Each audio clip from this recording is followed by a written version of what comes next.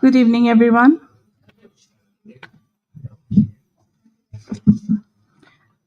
Thank you for your participation in the AYUSH Healthy Practices and Holistic Living.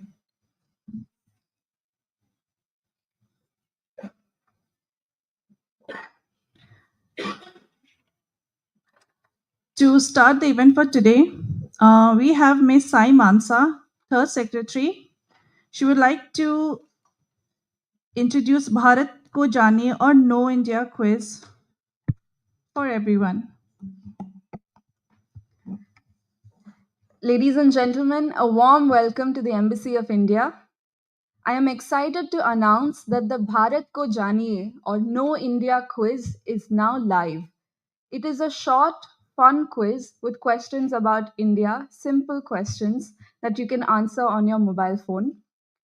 And the top 5 contestants will win a free trip to India, all expenses paid. I request you all to kindly take out your mobile phones and please scan the QR code on the screen. Once you input your email address, an OTP will be sent with which you can register. Please enter your name for the leadership board and choose the country as Japan. Thank you and enjoy playing the quiz.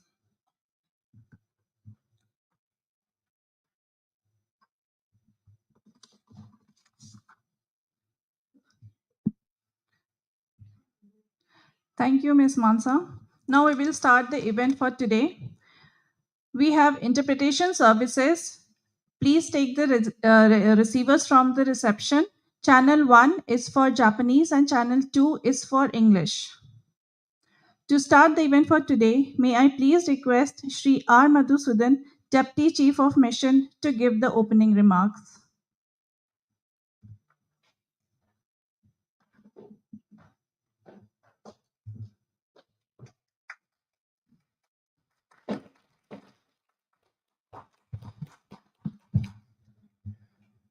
Thank you very much, and good afternoon, everyone. Professor Sanjeev Sharma, Vice Chancellor, National Institute of Ayurveda, Dr. Koji Usui, President and MD, Kinsa Renga Clinic, Dr. Y. Sakhairi, Mr. Matsura-san, and dear friends, good afternoon to all, and welcome to this Embassy's event on AYUSH, Healthy Practices and Holistic Living. We are today living in a fast-paced world, running from one goal to another. Lifestyle diseases such as diabetes, heart disease, hypertension, obesity, and so on afflict more and more people. While modern medicine has advanced to an extent where science has brought cure for many afflictions, there is a growing realization that prevention is better than cure. The rapidly aging population worldwide also requires new, innovative, and holistic healthcare solutions. It is here that we recognize the power of nature to heal and inspire us. Traditional medicine has, over the millennia, been the cornerstone for wellness and well-being in countries such as India and Japan. They complement the modern medical practices. According to the WHO, around 80% of the population of the world uses traditional medicine of various origins. The government of India has, through its Ministry of AYUSH, pioneered transformative advancements in the AYUSH sector in India.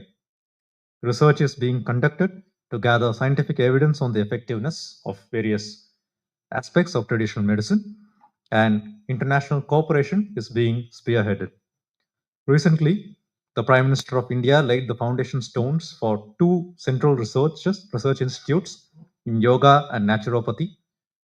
The Prime Minister also launched four Ayush centers of excellence, each targeting specific areas such as diabetes, metabolic disorders, rheumatoid arthritis, developing technological solutions related to Ayush, and so on.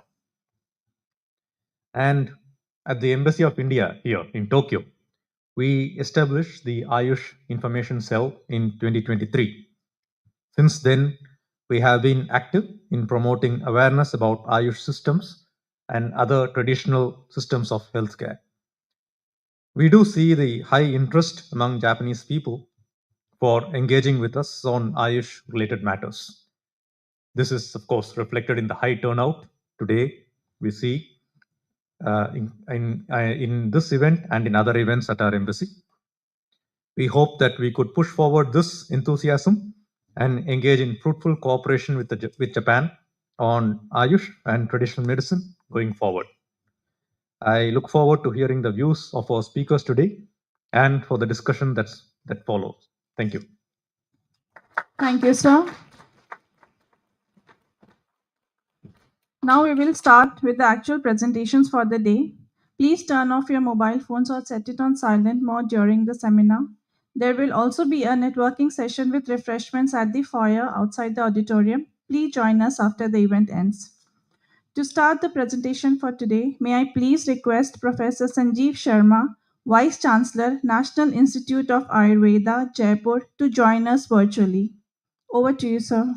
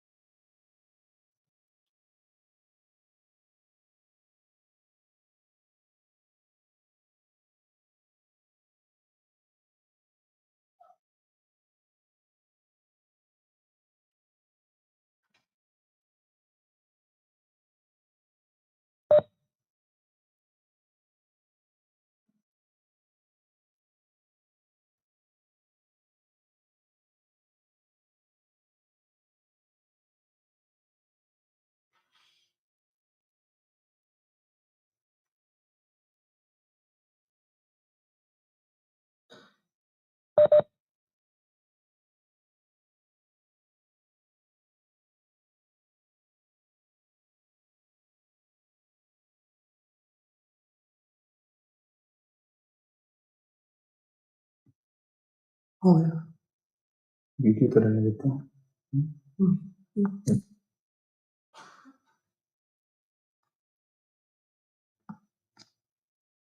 Hello. Okay. I was not getting any sound from your side. Anyway, so should I start? Okay. Thank you very much. And namaste from India. Good evening. His Excellency, the Ambassador, Mr. Sibis Georgi, Shri R. Madhu Sudan, Deputy Chief of the Mission, all the officers and staff of the embassy, Dr. Kozi Zoe, President and MD, Dr. Y. Skyri, former professor of SCUBA University, and dear friends, first of all, my greetings to all my friends there in the Indian Embassy, Tokyo, Japan, that today India is celebrating its 75th Constitution Day, Samvidhan Divas. And this is a pride for us and proud day for us, and my greetings and congratulations to all of you and best wishes on that day.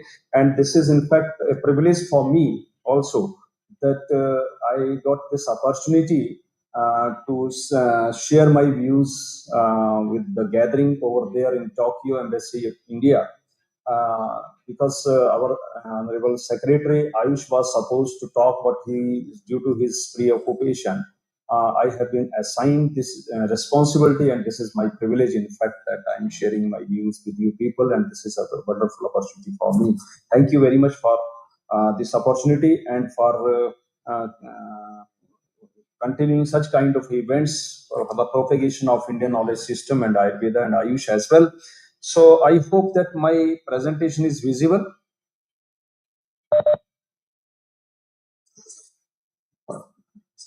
Okay, so my namaste and yukoso to everyone. So briefly, first of all, I shall talk about the Ministry of Ayush. Ministry of Ayush, in fact, is engaged in the traditional and non-conventional system of health care and healing, which include Ayurveda, Yoga, Naturopathy, Unani, Siddha, Sovarikpa, and Homeopathy. And what it does, that policy formulation, research, development, and propagation of traditional Indian system and homeopathy and naturopathy. So, in fact, in 1995, it was there a department named ISM&H, means Indian System of Medicine and Homeopathy, was established in India. And then in 2003, it was named as the Department of Ayush. And later on in 2014, it was granted a status of full-fledged ministry. So we can say that now the ministry has completed a one full decade. But we can say in India that this is a new ministry. So what various reforms which the ministry has brought so far as the Ayush sector is concerned, educational reforms, the ministry has done a lot of efforts to reform the education of Ayush system and particularly Ayurveda, and huge reforms has been done. The curricula and syllabi have been revamped. The teaching methodology and the teaching and learning methods have already been reformed, and we can say that the new system of the teaching, learning, and education is going on in India. Similarly, the regulatory reforms have been done. Earlier, it was Central Council of Indian Medicine, which was looking after the regulatory aspects of the Ayush and particularly Ayurveda. But now there are two commissions existing. That is NCISM, National Commission for Indian System of Medicine, as well as Commission for the Homeopathy. These two independent commissions are looking after the regulatory affairs. Similarly, there are various programs building of the human resource, may it be the teachers, may it be the practitioners, scientists, researchers, or students. Various programs pan India have been initiated. Then skill in there is special focus of the ministry as well as of the government of India regarding the skill development, and government is trying to infuse the skills within the practitioners as well as the researchers and all sects of. Then Ayush Grid is another very important platform to bring on this Ayush and Ayurveda on electronic format and research.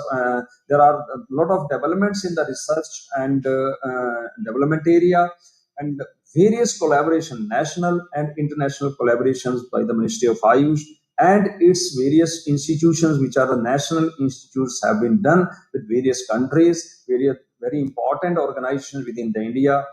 And there is a very important reform, that is the Ayush public health. Earlier, the Ayush was not in the public health arena, but now with the initiative of the ministry, the huge work is being done under this vertical. So Ayush has tried to mainstream the Ayush in public health program under the National Ayush Mission. If we see here, this is a National Ayush Mission, and these are the different programs. Means National Program for Prevention and Management of Musculoskeletal Disorders, Ayush Mobile Medical Unit, Supraja means Ayush Maternal and Neonatal Intervention, Vayomitra means Ayush Geriatric Healthcare Services, Ayurvidya, integration of Ayush with the national programs, Karunya Ayush Palliative Services to the terminal skills ills, and national program on AYUSH for morbidity and management. Means there are a lot of initiatives for the public health which are in place in the country, and at massive level and up to the grassroots level, these programs have been carried out, and all the institutions and all the states and all the Ayurveda institutions of the states, they are participating in these programs.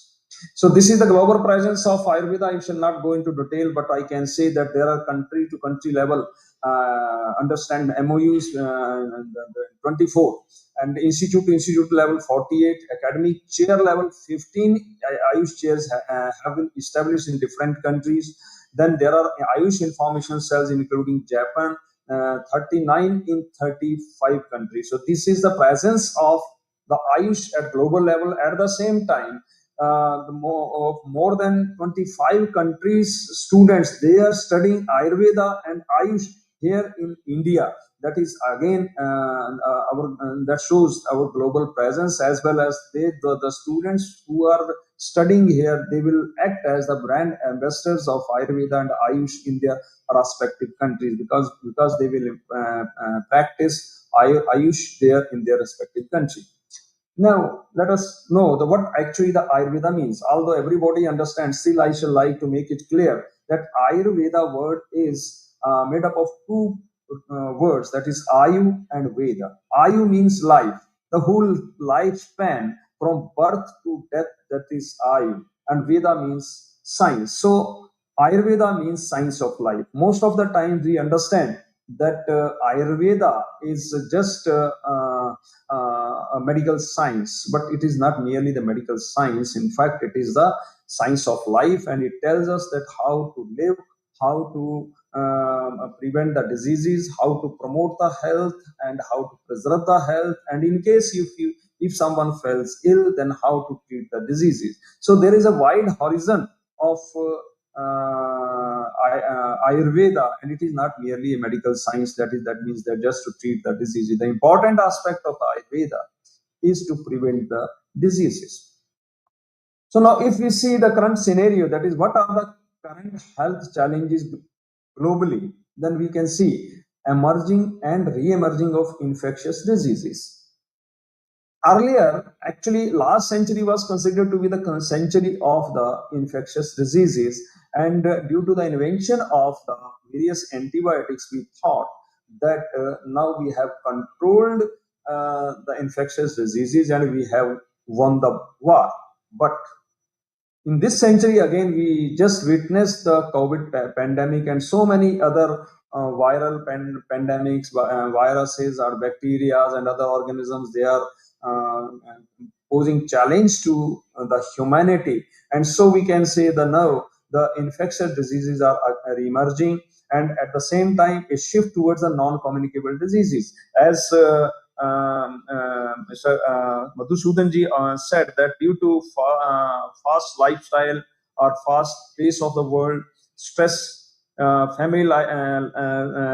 faulty lifestyle and faulty food habits and so many other factors have brought or have kept the world into the paradigm of the non-communicable diseases. And now the non-communicable diseases are there, a big challenge for the humanity and the society at global level, and we have to address and attend this. Then antimicrobial resistance, this is again a very important factor which we should consider, that due to the misuse, disuse, overuse, underuse, half-hearted use of the antibiotics or antimicrobial drugs has posed a threat of antimicrobial resistance, and we are finding a lot of cases of antimicrobial resistance. And at some point of time, there is a feeling that we are heading towards the pre-antibiotic era. So we have to address this issue also. Then mental health concern. Now the mental health is in an epidemic form worldwide, and mental health is of various types of mental health conditions are arising, and the main cause of again is this is stress, the competitive world, and so many economical, financial, social, and personal concerns which result into the mental health, and the whole of the globe is becoming the hub of the mental health diseases. So this issue also needs to be addressed. The growing genetic population demand innovative and inclusive healthcare approaches. We know the average age of the world is increasing. As the life expectancy is increasing in almost every country with the advancement of the science and technology, and following the various health measures and national health programs, the age has increased. And because age has increased, so the problems which occur in, or diseases which occur during the in the aged population, those are also very much prevalent. And we have, this is another issue which requires an urgent attention to address the problems of the genetic population, because they have also the equal right to live happily, healthy way. So these are the issues which we in fact required to be addressed at the current time, in the current time. So now, what is the Ayurveda's approach? Ayurveda's approach is a holistic paradigm. Ayurveda offers a comprehensive framework for addressing these challenges. What the challenges we just talked about, Ayurveda is having, or Ayush in Toto is having some remedies, or some methods or measures. By adopting all those measures, we can address these issues. And those are, first of all, is the prevention. As I said, that prevention is the foremost aim of Ayurveda. That how to prevent the disease. We know that the disease burden at the national or international level is increasing day by day, and medical science has advanced up to such a level that nobody has left healthy.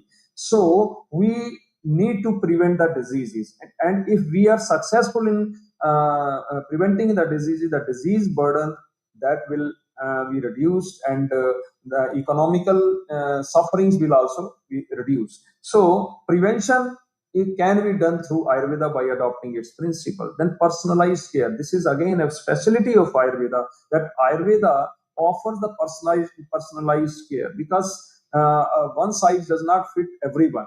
And this phrase is very true so far as the treatment and addressing of the health issues of the person is concerned. So Ayurveda assesses the person individually, and then takes care of his health, overall health, including his, prevention of the diseases, preservation of the health, as well as the treatment of the diseases through personalized care, by understanding his body constitution, by understanding his genetic order of the diseases, and all the aspects are understood, and then treatment is designed for that particular person. Then sustainable health care solutions. So Ayurveda and Ayush can offer the sustainable health care solutions, so that we can take care of the needs of the health arena of the world. The global acknowledgement of Ayush systems, especially during the COVID-19 pandemic, underscores its relevance and efficacy. During the COVID pandemic, we witnessed that how Ayush and Ayurveda particularly addressed the issue successfully in our country, and of course in other countries also, where Ayurveda was adopted during that period. That shows the strength of Ayurveda and Ayush. So now let us take one by one. Infectious disease prevention. Because as I said, the infections are again re-emerging, and we have to look into that part. And Ayush practices complement public health measures by measures like nutrition, hygiene, and disease surveillance, by promoting immunity and resilience. So Ayurveda products and Ayurveda treatment and Ayurveda lifestyle and food habits can prevent or minimize the load of the infectious diseases, so that we can minimize the economical factor which is spent upon the management of these diseases. Then, for example, Ayush 64 is a drug, an Ayurvedic drug, which was repurposed for COVID-19, and it was successfully used and tested, and evidence was generated throughout the medical colleges in India, and it proved to be a very effective drug against the COVID-19 virus. Then non-communicable diseases, or NCDs popularly we call, that We know that the burden of non-communicable diseases is increasing, like lifestyle disorders, metabolic disorders, cardiovascular diseases, cancers, and so many other diseases which are occurring due to our faulty lifestyle, faulty food habits, stress and strain of daily life. And Ayurveda offers the preventive principles of Swasthavrita, means healthy lifestyle. It is only Ayurveda which tells us that what lifestyle we should adopt, in what season, what we should do, and in which season which we should not do. That is very important to prevent the diseases. Nowadays we are living in a globe village, but we are not adopting or following the regimes according to the seasons or day or night whatsoever is, and then we are getting disease. Similarly, ritucharya means seasonal regimes are also very important so far as healthy life is concerned. So, and at the same time, the food and food habits are very important. Most of the times we do not know that what to eat, when to eat, why to eat, where to eat, how to eat. These are big questions, and we are unable to find the answer. And sometimes we are eating uselessly. We are eating what we should not eat, and that ultimately is resulting into various kinds of the diseases. So we have to take care about all these factors, and Ayurveda tells us the way that what kind of the lifestyle we should adopt, what kind of the food and food habits we should adopt. Then there is a program initiated by AYUSH, that is Ayurveda program. This educates the school children about healthy living through AYUSH, being implemented in over 75,000 schools in our country. Then we have also integrated ourselves with the NPCDCS program, and that is expanding to address the chronic illnesses at district and community health levels across 6 states, with plans for national rollout. Because right now we have integrated with the NPCDCS only in 6 states, and it is going on successfully. And once this successful pilot project will be over, we shall roll out throughout the country. Then antimicrobial resistance. As I said, that antimicrobial resistance is a big challenge to the humanity. And once the antibiotics, the organisms, they become resistant to the antibiotics, the treatment becomes very difficult. So it is better to find out some other remedy, or to find out some other solutions along with antibiotics, so that we can treat or manage or prevent those diseases. Ayurveda's use of natural substances with antimicrobial properties offers a sustainable strategy to mitigate AMR. Research councils under the Ministry of Ayush are exploring integrative therapies to combat AMR, including gut microbiome studies like Virechana in collaboration with ILBS, Indian Institute of Liver and Biliary Sciences. Then precision medicine. This is very important. That again, I am saying that one size does not fit all. We should adopt the principle of precision medicine. What means individualized medicine. We have to assess the persons individually, and then to design the treatment or the measures for his issues at the individual level. It cannot be guided for whole of the group or for all the patient the same treatment, because every person is different so far as the body constitution is concerned, temperament is concerned, his location is concerned. He may be in some different geographical area, he may be in the different season, he may be in different type of cultural background. So we have to take care of all these factors, and we should design the treatment according to that particular person and disease, and that will be the successful model.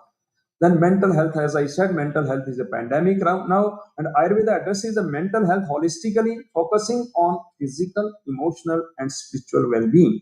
This is very important. That, as I said, the mental health is a big issue, and Ayurveda plus yoga and naturopathy, they can address these issues so nicely that we can get rid of, or we can reduce this significantly. We can reduce the mental health problem.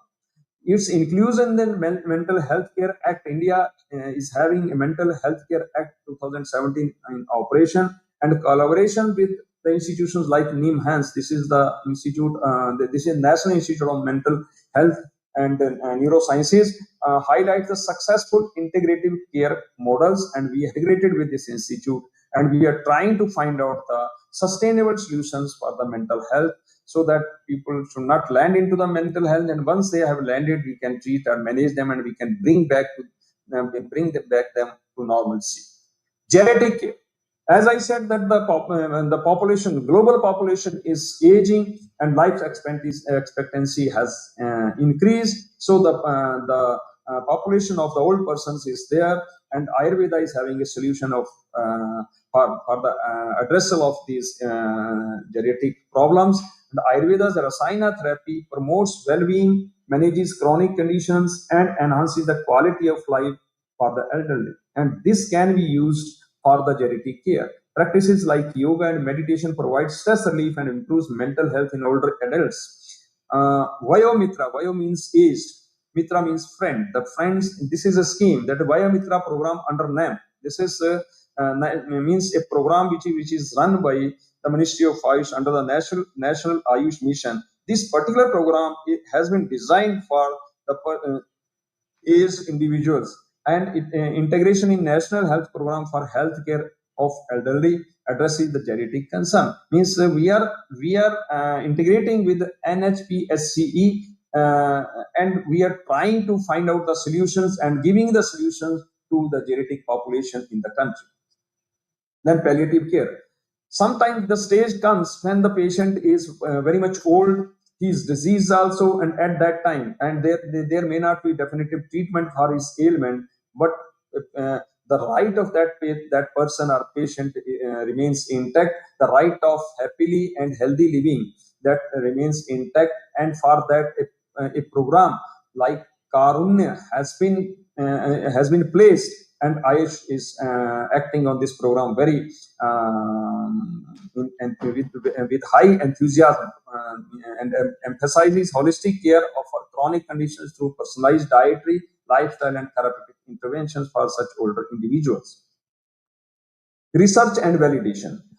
We know that in Ayurveda and in our Ayush systems, there are ancient texts in which all the things has been written, means coded. But now, in the modern world, we need some evidence generation. Whatsoever has been written in those ancient texts, that requires to be proved according to the modern parameters, modern scientific parameters, modern scientific grounds. And Ayush is working drastically on the research and validation aspect of the treatment modalities or other modalities of Ayurveda and Ayush. And for that, collaborative efforts such as the Ayush ICMR Advanced Center for Integrative Research has been established, and partnership with institutions like All India Institute of Medical Sciences, ICMR, and IISCs to validate Ayush practices scientifically. So these programs are already in place, and we are trying to generate, and we are generating, and we are publishing also.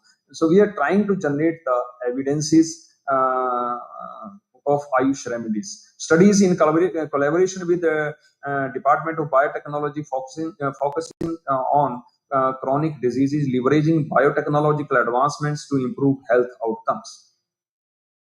Holistic health integration. Integrating Ayush practices into broader healthcare strategies enhances understanding and management of human, animal, and environmental health. The concept of one nation, one health mission, that has led to one earth and one health. We have to take care of the environment, we have to take care of the animals, we have to take care of the plants, and along with the health of the human being. So this is the concept of Ayurveda, and Ayurveda says that whatsoever, and Indian philosophy is that whatsoever is there in the macrocosm, that is there in this body, that this body is microcosm and whole globe is macrocosm, and whatsoever the things are there in the macrocosm, those are replicated in the microcosm, and whenever there is change in the macrocosm, that affects and influences the microcosm. So we have to align with the globe, we have to align with the nature, we have to align with the environment, and we have to align with the plants and everything, so that we can keep ourselves, our environment, animals, plants healthy. We cannot imagine to become healthy without the health of the environment and this plants and animals. So this concept we have to carry forward, and the Ayurveda and Ayush can help in. And our dream is Om Sarve Bhavantu Sukhinah Sarve Santu Niramayah Sarve Bhadrani Pashyantu Ma Kashid Dukh Bhagvet. We imagine and we imagine the health, prosperity, happiness of each and every individual throughout the world. That is the Indian philosophy, not of myself, but of everyone. Collaborative and multi-sectoral approach. We are heading towards this approach that addressing the healthcare challenges requires coordinated effort among governments, healthcare organizations, researchers, and communities. And AYUSH as a whole, and AYUSH ministry and the state AYUSH ministries are the part of this collaborative effort, and we are doing aggressively. Continuous innovation, evidence-based integration, and a focus on equity are critical to building a resilient and inclusive healthcare system. And Ayush is at the is we can say at the focal point. We are having many international collaborations. WHO, we are having a very significant collaboration with the WHO, and traditional WHO traditional medicine strategy that was drafted, and now it is being redrafted. And WHO has established a GCTM, means Global Traditional Medicine Center at Jamnagar, and that is working aggressively, and new things are being developed, and this collaboration is going a long way. Similarly, the Gujarat Declaration 2023 WHO GCTM in the many more goals have been set. India's presidencies of G20 for the year 2023 concluded with the signing G20 New Delhi Leaders Declaration, including the TCIM. Means traditional and complementary and integrated medicines, means Ayush has been taken care in this declaration, and that is very important breakthrough. And that means the WHO is doing a lot of efforts to bring up this traditional medicine strategy, because WHO has felt that only the modern medical system or Western medical system or a reductionist approach cannot solve the problems. So we have to loop in the traditional medicines of all the countries, including Ayush and Ayurveda of India. And there is MOC between India and Kanagawa prefecture. That is background of that is a memorandum of cooperation signed during the India-Japan annual summit on 29th October 2018, aimed at fostering collaboration in healthcare and wellness. The MOC envisioned cooperation activities in areas like Ayurveda, yoga, and Japan's Bio MEBYO concept, as well as human resource development. So what activities we have made till now? Note that despite the expiration of the MOC on 28th October 23, no substantial activity or initiative work undertaken under this ambit. But now this requires to be relooked, reviewed, and re-signed, so that activities can be made there under this MOC if it is redone. Further actions in India may engage with Japan's Kanagawa prefecture and other stakeholders to reimagine and revitalize collaborative efforts in healthcare and wellness. Lack of activity under the earlier MOC provides an opportunity to identify and address gaps, ensuring future agreements are more action-oriented and impactful. Highlight the synergy between Ayurveda and MEBYO, as both emphasize early intervention, disease prevention, and holistic well-being. Ayurveda's principles align the concept of addressing health in the pre-disease stage. So this can be a breakthrough that we can rethink on this MOC, and we can again work out, or some kind of other agreement can be made, and mutual working and mutual understanding can be done for the purpose of the humanity. Export of the Ayurveda medicines to Japan. India is the largest exporter of Ayurvedic medicines and herbal products globally, contributing significantly to the wellness economy. The export value of Ayurvedic products has reached over USD 612 million annually, with consistent growth reflecting increasing global demand. That this gives an evidence or glimpse that the annual demand for the Ayurvedic products, including medical, herbal products, and medicines and herbal products and food products, that is increasing day by day. So India's focus on evidence-based Ayurveda and a rigorous quality standard has strengthened its reputation at international market. Japan, with its emphasis on preventive care and holistic wellness, provides a promising market for Ayurveda products such as medicine and food supplements tailored to the local needs. So this is another area which we can look into, and how we can be successful in this area that needs to be relooked.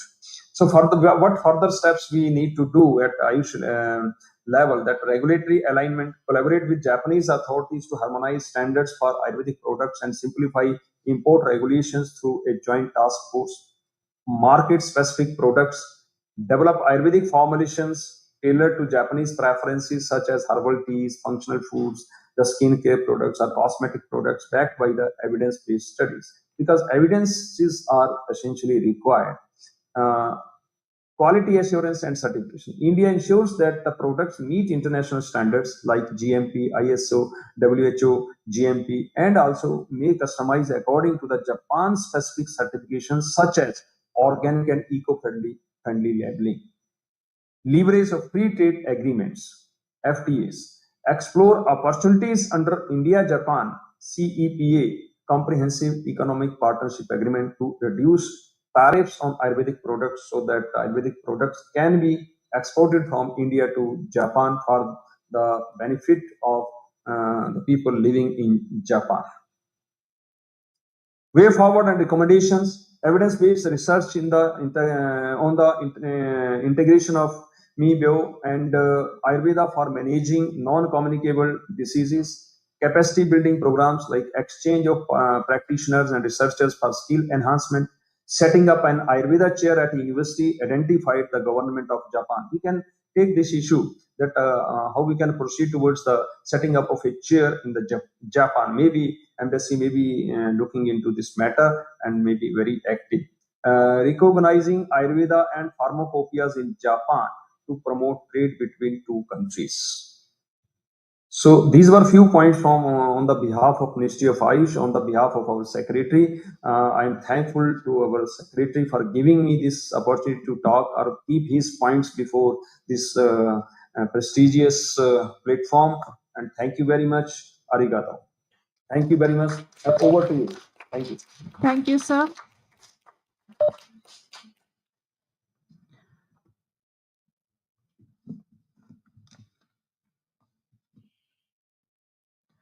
Before proceeding to our next presentation, we will have a yoga break and a buffer time. We will showcase a video regarding the same.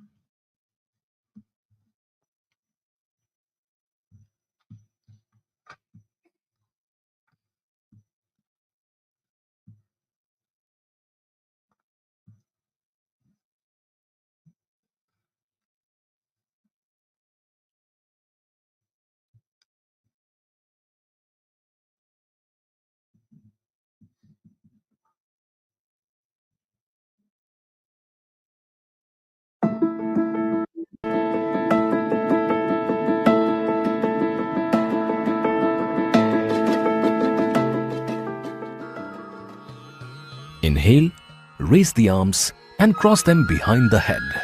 Exhale, place the palms on opposite shoulders. Keep the spine straight. Inhale, stretch the arms. Exhale, bring them down.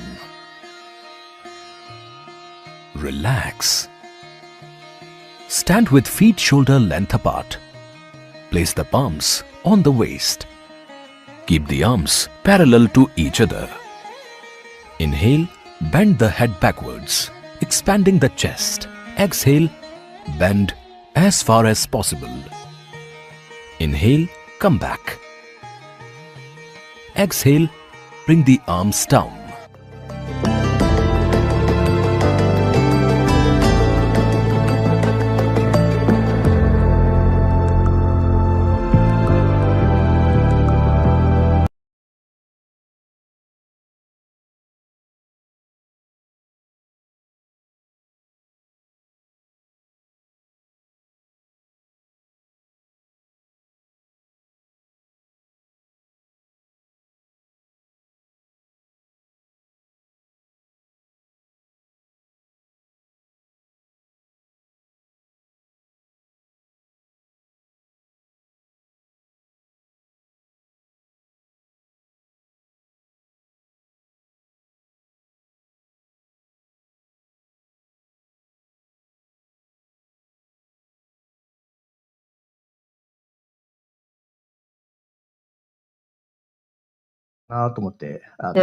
difficult, but I'd like you to understand this is one of the things that we're doing.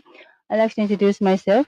From 2000 to 2010, I was working at Maharishi Ayurveda Clinic.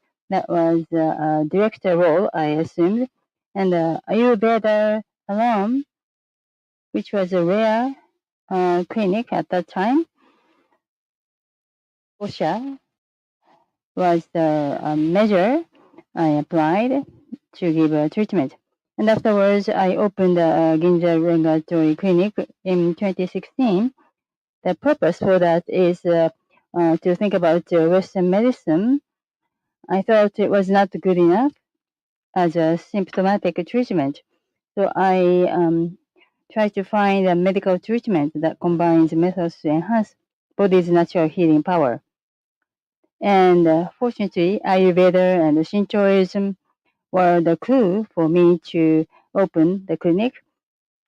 And that's what I'm doing now for Sattva manual therapy. And in my research, as a result of many areas where I have seen, this must be the fundamental issue in medicine. Symptomatic treatment is done, so cause remains unchanged. Therefore, permanent cure is difficult. As a result, there has to be something you have to do more.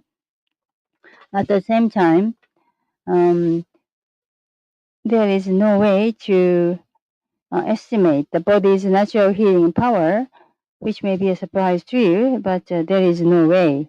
And also, doctors, hospitals, and patients are not aware of a method to do that, and they are fatigued. And because there is no way to enhance body's natural healing power. So that is the biggest issue we have in medicine. As a solution, symptomatic treatment is combined with natural healing power. That is how we can get ideal medical treatment. That's why I was engaged in research. And I named it Sattva Medical. And this medical treatment makes a cure possible because it is based on the philosophy that the people are essentially healthy, and I increase the body's natural healing power through diet, cycle, and manual therapy. So by increasing the body's natural healing power, I can cure illness that were previously thought to be incurable. And the pulse diagnosis is essential when diagnosis illness. As a flow of treatment, there are medical examinations, and also I apply treatment to alleviate, and also there are phase 1 through 3 for the treatment, and pulse diagnosis is used to determine the type and the severity of the illness, and mind and body are seen. This is a case study for after effects of COVID-19. He's a 21-year-old man, and in August 2023, he contracted COVID-19. He experienced palpitations and left chest pain, and visited several medical institutions.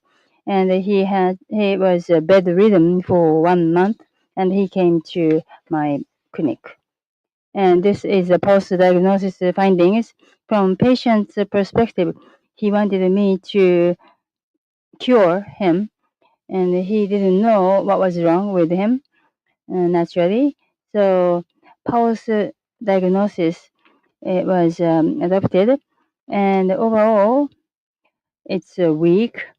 And first layer was kappa elevated, and second layer beta kappa, and the third layer was maintained. So for the first and the second layer, dosha, and he was fatigued, and the third layer had not collapsed, and the condition was bad, but it was expected that he would improve with appropriate treatment. That is what I explained to his patient, and he felt reassured. Next, please. So this is the progress.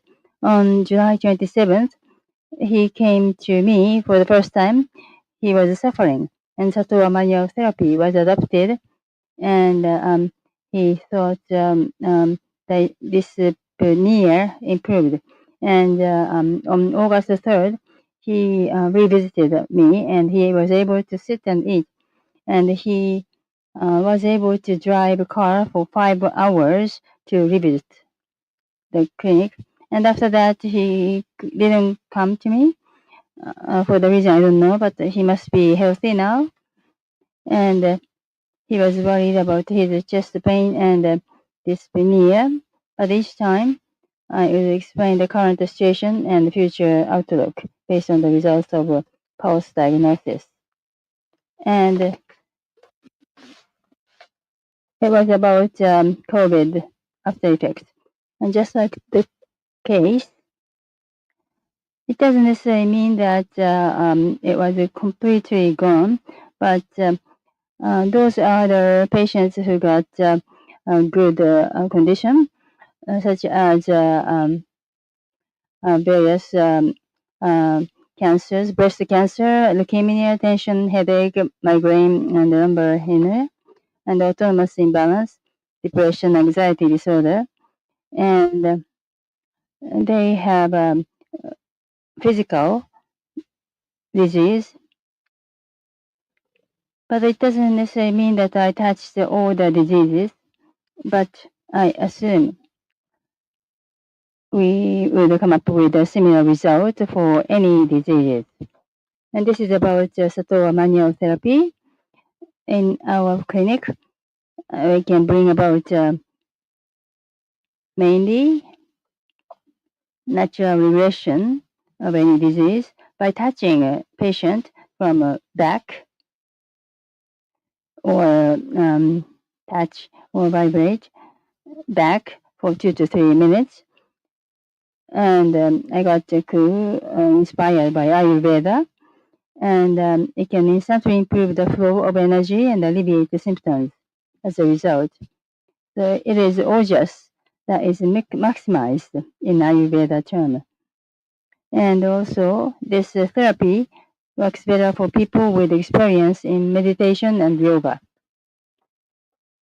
This is the statistical data from August. The one at the far left shows the ratio of men and female. Men, it is the ratio is 3 to 7 men and women, and 172 out of 573 got Sato touch, and 172 people felt effectiveness after the first visit. It is nearly 100% efficacy. And this is pulse changes in SMC before the treatment. It was high, and it was lower afterwards, as well as the copper. And after SMC, it comes up to the normal situation, but goes up, and Peter goes up, and copper goes down. 1 week after that, up until the time it is settled, due to lifetime style, how he or she thinks, and also habit, there is an impact because of that, and it could go up or down slightly. This is the efficacy of pulse diagnosis. As you can see, pulse diagnosis makes it possible to evaluate any treatment, and I think that it is very effective because you can evaluate treatment when you think about operation or other medical treatment. OJA, which I mentioned earlier, that is immune system. When OJA goes up, it is effective. But if in the clinical doctors, and also when you take a pulse, you can solve many things. You can think about how you can solve the issue. So pulse diagnosis is more like a clinical skill to understand the condition of a patient. When you touch pulse, you can make sure about the accuracy of pulse diagnosis. That is what you have to do. So by so doing, you can estimate, and also relationship between the doctor and also patient can be improved. And also it is a shortcut to master Satora manual therapy. And how to learn pulse diagnosis is what I'd like to mention. It is difficult and intuitive, and there are few opportunities to learn it. At Martial Issue Ayurveda, there are courses available for anyone to learn. And in the medical treatment, you may think it's very difficult, but even if you don't have a medical knowledge at all, you'll be able to understand it to a certain extent, which I think is great. And there are more than 20,000 people I have treated, but there are skills and still improving, and this is very interesting technique. And this is about the conclusion. The problem with modern medicine is that we don't know the current state or prognosis of the illness, and there's no way to increase the body's natural healing ability. By learning martial Rishi Ayurveda pulse diagnosis and treatment will become smoother. Anyone can know their own condition and that of their family members, which is effective for health management. Pulse diagnosis is the basis for mastering Satora manual therapy. And this is an announcement that Martial Ayurveda has a pulse course consisting of 12 lessons. The clinic holds free trial session of Satora manual therapy every Friday. If you're interested, please contact us. Thank you very much for your attention.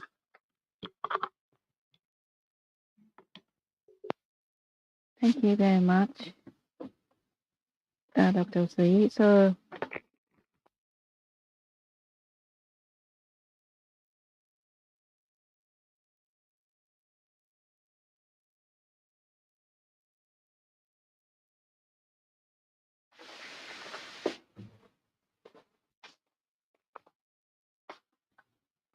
thank you for introducing me. My name is Sakai. Ever since university student, I've been actually doing like a TM and also doing some research. So from then, I was very much keen about the health and just to lead a healthy life. And I know that Ayurveda was really wonderful. I know that Dr. Usui actually provided a great result, but it's been questioned about scientifically. So I just really want to talk about. I'm sure that science will actually transform in like 10 years to come because those already have been changed. That because people started to believe in the social. If you look at the actual governor election in Kyoto, I'm not quite sure whether this is a good thing or a bad thing. So the healthcare, the modern healthcare is actually good for the all type of symptoms, but not for the acute disease. So I think we now started to understand it. So we will actually start losing some trust in this area. So I know that the one thing that we really need to make sure is that we must tell everyone that this traditional healthcare is actually not really something that you can't really trust. Let's move on. So the actual Western science and Western culture, if they actually started to lose some trust, and we always had an actual boom in the East or Orient in 1930. There are a big boom in yoga, and then in Europe, when they actually have a particular sort of time for the financial crisis. Then in 1960, when you had the Vietnam War, when U.S. was actually suffering. And then we have the Beatles. The Beatles actually started to cover up the TM, and every young people were actually involved in transcendental meditation, TM. And I know that sometime then we started to see that TM is no longer available, but we actually had a big scandal in Omu, just working on transcendental meditation. But now yoga is very much popular because the female are very much into the yoga. And we started to see mindfulness from 2010 and Buddhism. The Westerners started to learn about mindfulness and Buddhism and try to adapt this in their day-to-day life. I think this is going to continue. This is not just a boom. I'm sure this is a paradigm shift that we are actually witnessing. Let's move on to the next slide. Okay. So the Western approach and the Eastern approach, those are totally different. So the Western science, the actual purpose of Western science is totally different from the Eastern one.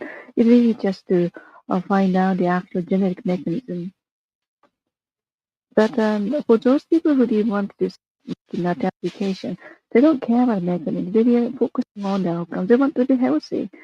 They're more like outcome oriented. So I have to say that Western approach and Eastern approach actually have a different purpose to start with, and that we actually mix it up. Like, I know that we will have some difference in between, but now if you look at the actual paper, the U.S. Um, association, you need to include the particular outcome, the efficacy in percentages. The chronic disease paper, it's a lie, I have to say. I mean, if you actually have a certain numbers of data, I think it's actually being positioned in a higher position, but it doesn't actually verify this. So this is not the new things that it's been ordered. Newton and Descartes actually formed the foundation of the modern science. And I know there are some people who deny those. If you look at the classic physics and also the quantum theory, this is actually different. And pragmatism in the sort of world of philosophy, those are totally different. They're two sort of types of science available, and the old uh, the science is in a then we actually see some good change in quantum theory. The, the neutron Descartes, when you actually study say, are you better in science? Lots of people say, no, no, no, it's the union. People actually think that the religion and science is actually different, but it's actually same.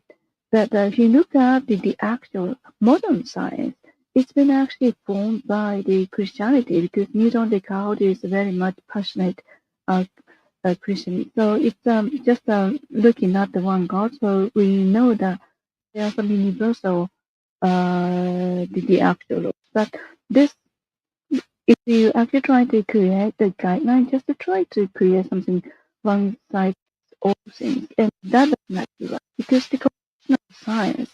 It's actually if you're talking about the universe, but you are trying to look at the actual patient models. We are seeing a bit very much different because we can't just looking at the big things. If you look at the actual research in science, there are lots of factors, and the actual difference between the individual is actually randomized. So we could only tell very high level information. Let's move on to the next slide. So around the time that Newton actually died, Gale is actually known as author, but Gale was actually the research. Around the time that Newton actually died, Gale actually started to say this is not correct, so he so things very much the theory. Lobelli that some doubt about this.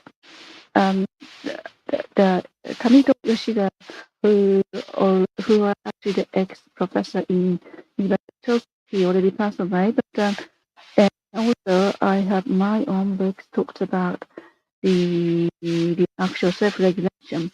So when Gere criticized about modern that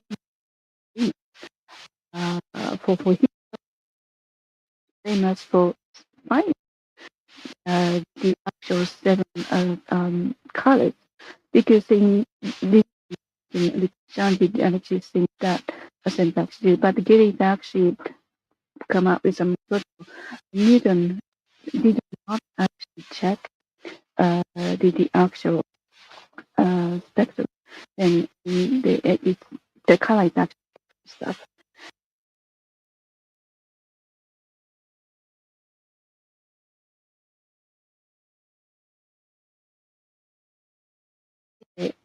This is actually from Kappa Irrigator and Japanese translation, and this is actually called the actual color range. Color view, sorry. Combination. This is the research and also the research on the actual light are completely different. So the actual see this is totally looks different. For human, we only look at a suitable types. If you didn't wanted to check the actual the light, and this is good, but you need to look at how human actually look at this. And I think this is also connected to power dynamics. So genetically, you would actually check the actual wavelengths of the light. Depending on the actual individual level, it looks sort of different from the patient. So it doesn't actually provide any efficacy for the patient. And maybe you say the example of the music could actually explain it better.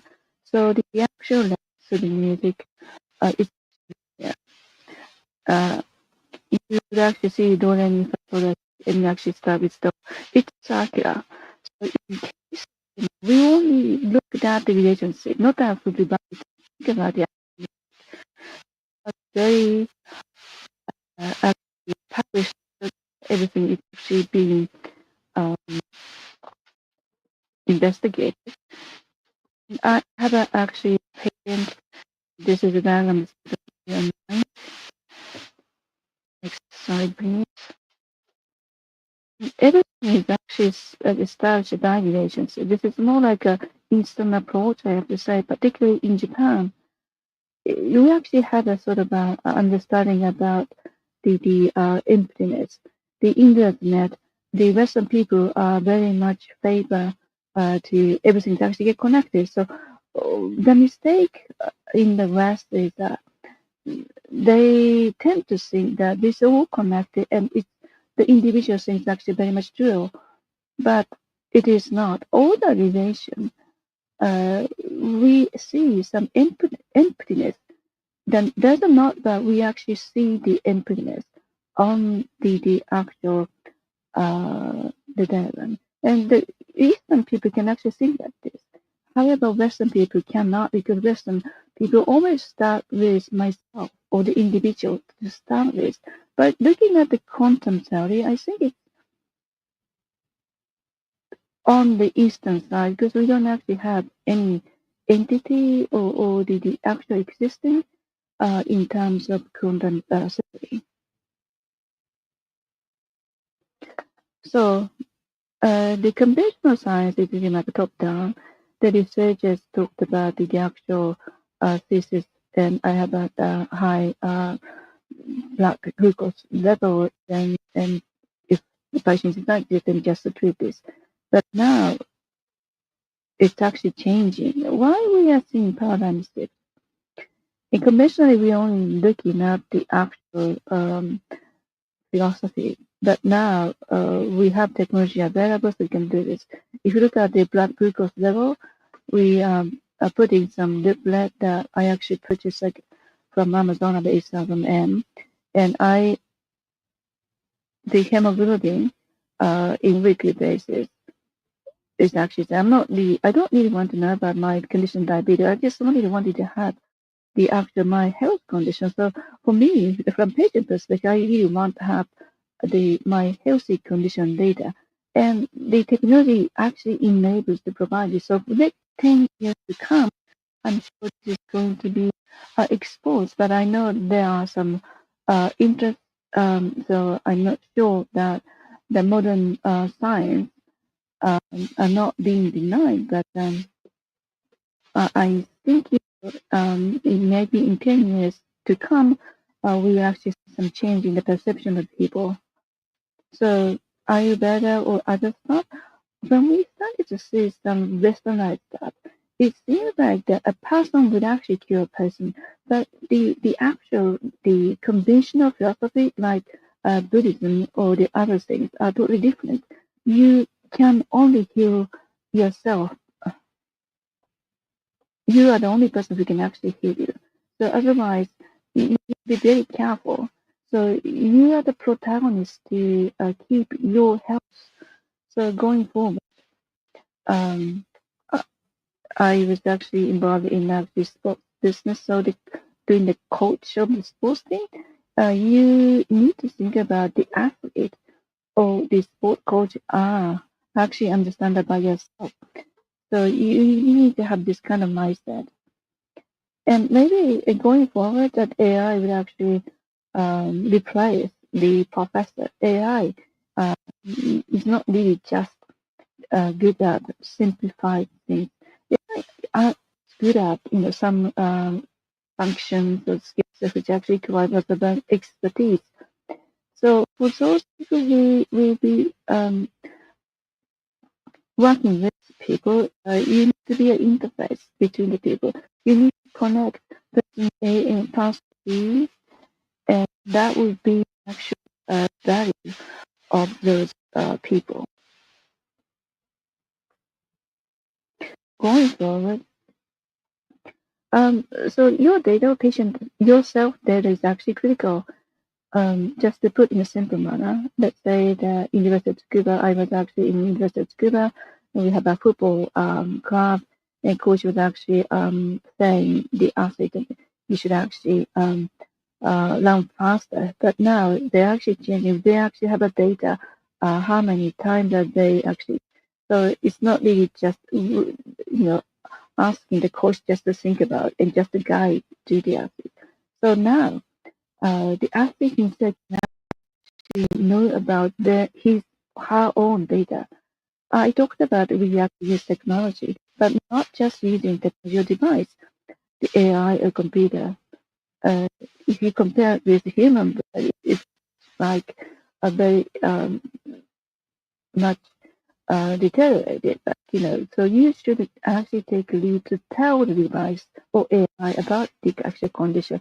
I think this is probably the yoga or meditation. The meditation yoga is just telling your sort of the state of your brain. So that is just what machine learning I actually do. So this translation in English, I actually use this. So we now know the actual automated translation is actually becoming very better because we try to translate with the machine translation was good. What they did is just to load the big data and just to pick up whatever it actually crosses. When you actually load data, it would automatically translate. But with a human, you don't load the data, but if you actually feel about the state of your mind, the state of your body, then you will become healthier. I think I actually covered lots of the things that in the previous. So now we will actually reach to a certain point of we don't need any expert anymore. So what should we do? Conventionally, the scientists feeding those data to the box in the bottom, have a surface or tissues, and also try to cure the patient. The patient wasn't proactive, but now those time has already ended. So patient himself, we don't need invasive process any longer in I was actually teaching to the student that from their smartphone they can actually read whatever the paper in the group domain. So the patient are the number one person who can look at information. If higher, you could rely on the AI. And what's most difficult is that the patient himself needs to try to understand and knowing about himself. So when you actually combine and ICT, that would actually enhance more. So knowing yourself, the internal load, when you actually feel the internal feel, this is actually heated to the insular cortex. And with the meditation, you can actually make it bigger, and that would actually bring you the peace of mind. But it's not the fit that you also need to learn. You really need to have some awareness. You need to cover those two areas. I actually covered lots of things in this slide, so I go back to the previous slide. Thank you. Holistic is actually in appear so many times. The Western medicine is only looking at partially, just looking at the actual blood pressure and especially so we need to cover everything. So from that perspective, I think the actual Eastern really need all that just cover those, but this is a holistic approach. Talking about science, you do research and you development, but it's also innovate. The reason why we are able to provide information, I think, follow that the topics that you learn was too complicated, can't be explained. The so the if we actually simplify this, we feel like we understood this. It's better just to lower the blood pressure level and blood glucose level. But this is not the only thing that you could actually determine your health. So you need uh, particular things your body and you actually do the meditation. You better. So way. So you are you are not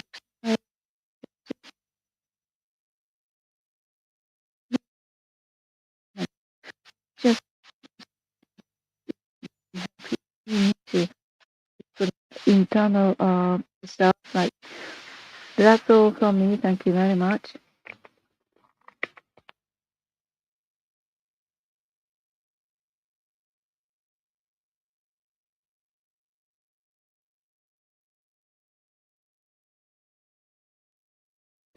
And be a participant with the embassy and be a part of the event for today. We have a networking session with refreshments outside this auditorium. We hope you join us.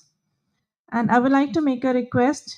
Please kindly return the receivers at the reception so that we can have a proper number and we can make sure that everything is placed.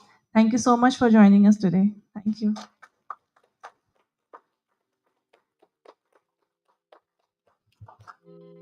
You may please proceed to the foyer.